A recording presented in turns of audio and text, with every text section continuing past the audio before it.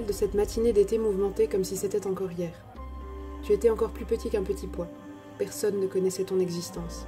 Mais moi, j'étais déjà persuadée que tu étais là. Mon corps me criait ta présence de 1000 façons. Je n'ai pas attendu un retard de règles. Je savais que je t'attendais déjà toi. Ton papa est parti avec tes frères et sœurs pour faire quelques courses. J'en ai profité pour attraper un test de grossesse dans mon tiroir, les mains fébriles et le faire. Je l'ai déposé sur le rebord de l'évier et je suis allée face à la fenêtre du salon pour reprendre mon souffle. C'est fou, tu sais. Je te désirais tellement fort, mon amour. Tu étais aimé avant même de venir créer ton nid dans mon ventre. Et pourtant j'avais peur de ton arrivée, peur que ce test soit positif. Peur de voir s'agrandir notre famille, peur de devoir l'annoncer à notre entourage, peur de ne pas être à la hauteur, peur de te perdre, peur de ne jamais te connaître. J'avais peur du résultat de ce test de grossesse, peur qu'il soit positif, peur qu'il soit négatif. Tout se mélange et mes émotions prennent le dessus. Je fonds en larmes.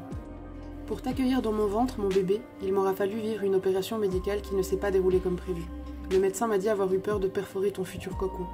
J'aurais pu ne jamais te connaître. J'ai mis quelques semaines à me remettre de cette épreuve. Physiquement, mais surtout mentalement. Pour toutes les angoisses que cela avait impliquées.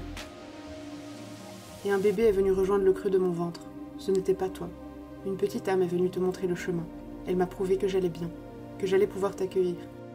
Elle a dessiné un chemin de vie qu'elle a ensuite quitté. Elle s'en est allée. On appelle ça une fausse couche. Mais en réalité, rien n'était faux dans cette part de notre histoire. C'était juste. Un mois plus tard, guidée par cette petite âme, tu es venue me rejoindre. Je le savais. J'ai quitté le rebord de la fenêtre pour rejoindre la salle de bain. Le petit bâtonnet était posé nonchalamment sur la céramique. Je les ai vus de loin, 2 barres roses foncées, et ne laissant aucune place au doute.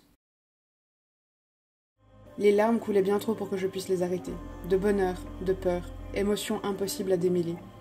Ton papa allait rentrer. Je ne voulais pas qu'il apprenne ta présence dans l'angoisse de me voir effondrée.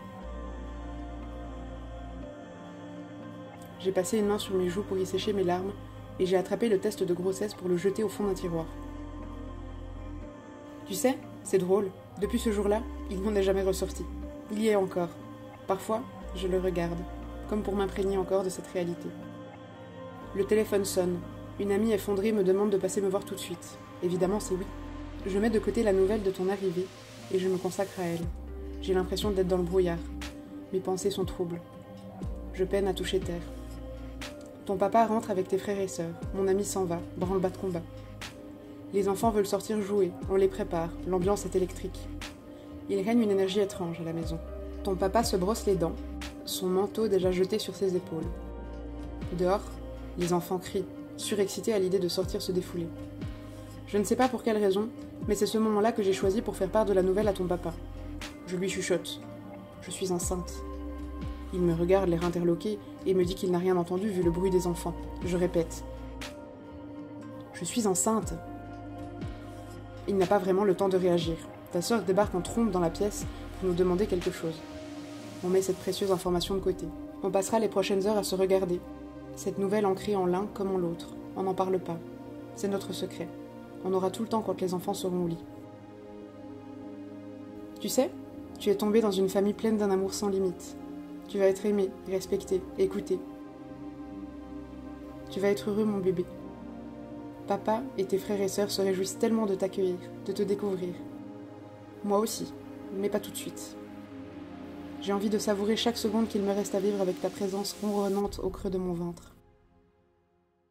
Les peurs que j'avais lorsque j'ai appris ta présence se sont vite envolées. Comme si c'était écrit, comme si c'était évident.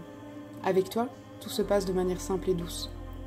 C'est une belle grossesse que je vis auprès de toi, et je t'en remercie. Ce sera la dernière. Le chapitre final de cette part de ma maternité. Ce sera un deuil difficile à faire pour moi, je le sais. Mais je suis en accord avec le choix que j'ai pris, que nous avons pris. Tu seras notre petit dernier, notre bébé trésor, notre bébé arc-en-ciel, à tous les 5. C'est avec toi que nous fermerons le livre de la maternité dans quelques années, pour laisser place à un nouveau livre, la parentalité au sens large, la vie de famille. Les enfants qui grandissent et tissent leurs ailes, qui leur permettront de s'envoler en toute autonomie lorsque ce sera le bon moment pour chacun d'entre eux, d'entre vous. Mais jamais trop loin, je vous en supplie. Je peux te le dire, mon bébé, Tu n'aurais pas pu espérer meilleur papa pour te serrer dans ses bras. C'est auprès de cet homme-là que j'ai compris quelle mère j'étais, quels parents nous étions. Il saura te rassurer, t'apaiser, te faire rire, t'endormir. Comme tes frères et sœurs, tu seras, et tu es déjà, sa priorité. Ce pourquoi il se battra toujours dans cette vie. Et en attendant de pouvoir pleinement prendre soin de toi, c'est de moi qu'il prend soin. Il est là, présent à chaque instant. Il n'a raté aucun de nos rendez-vous médicaux.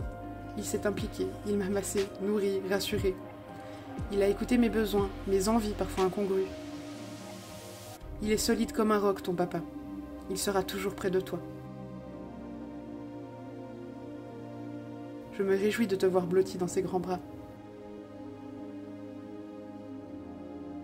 Cette grossesse est magique. Chaque instant passé avec ta présence sous mes doigts, sous ma peau, contre moi, est doux. Ça me semble fou de constater que depuis plus de 7 mois, tout ce que je le vis en osmose avec toi. On ne se quitte jamais, et ce n'est pas près de s'arrêter. Comme avec tes aînés, on va fusionner encore quelques années, mon bébé. J'aime te sentir danser sous mes mains, tes petits coups de pied, ton dos qui vient se coller tout contre ma paume quand je suis allongée, tes fesses qui viennent taper contre mon bras lorsque je travaille et que je suis concentrée sur autre chose que toi, le temps d'un instant. On vit une bulle hors du temps, de 9 lunes. Une bulle où nous ne sommes que toi et moi, où le monde extérieur n'impacte en rien ce que tu vis dans ton petit cocon. Je vois mon ventre s'arrondir comme jamais, pour te faire de la place et pour que tu ne manques de rien. Bientôt, nous allons te rencontrer, ici, dans cet appartement dans lequel tu vis avec nous depuis déjà 7 mois. Ta première maison après moi, ce sera la nôtre. Mon ventre est plein de toi. Bientôt, ce sont nos bras que tu rempliras de ton enivrante odeur de bébé. Je t'aime si fort, ma petite évidence.